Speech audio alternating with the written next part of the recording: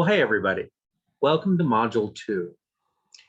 This time around, what we're going to do is we're going to get into some practical nuts and bolts for getting started with a research-based argumentative paper. Let me emphasize again, research-based argumentation is the definition of academic writing. So this is precisely the central focus for this class. The first thing that you're asked to do is develop a writing plan. So I want to talk about that for a minute. Basically, the big question that you probably would have is a writing plan absolutely necessary? And my answer to that is, yeah, it really is. So I've got a couple of things to say about that. Basically, some explanations and things to think about having to do with a writing plan. In the future, the shape that your writing plan takes might be more fluid than the exercise you engage with in this module. So for Module 2, you're asked to walk through the process, overtly addressing all the pertinent questions, showing that you are considering all the ins and outs of this project. Now, later, as you become more used to being engaged with academic writing, some of the parts of this might be bypassed or left less overt as you begin to manage your ideas and plans in your head. However, they're still in your head, so the plans are still going to be necessary. They're just not going to necessarily have to be put down on a page somewhere for your everyday use. Now, basically, what I'd like you to think of what you're doing here for this project is, I think if we think of it as showing your work like you might do in a math class, then I think that makes a good analogy. Basically, you're demonstrating that you're not just able to reach an appropriate conclusion, but you're doing so in a thoughtful, logical way, showing the steps of the process, just like you would, again, if you were, again, in math class, having to demonstrate your work for how you got your answer. All right, so same thing here. Later on, it may not be as formal as that, but the steps will still all have to be done in order to really, get you off the ground for doing the writing. Now, with that said, in academia, formal writing plans like the one you're modeling might very well be required on occasion. When you're engaging in formal research, this often requires funding. And where money is concerned, people want plans on paper to show that the investment will not be wasted.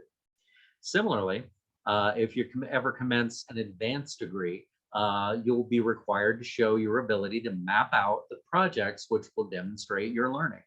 This is the first hurdle, really, for completing a master's thesis or a doctoral dissertation. And that may seem like it's a long way off at this stage, but it is certainly not beyond your reach or the expectations for you, especially for those of you who are studying in the business field. An MBA has become more and more a standard level of attainment. So, that's just something to look forward to. Now, the notes in the module go on to help you get started with accomplishing your first steps and actually finding information through research too.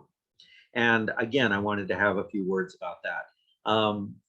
If you're not used to it, if playing around with these different databases and searching for them, or even in-person research, having to go to a library if that's also your thing, it can be daunting and it can be very frustrating as well when you're new to it. So my best advice is really to just start out by playing with the searches and think of it as play. Allot yourself some time for actually working with it and getting used to the way they work.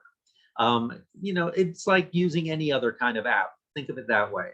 The first time you do it, a lot of them are not super intuitive, or a lot of them have little quirks that you got to do things a certain way in order to get the result you want. So just try to figure out what needs to get done.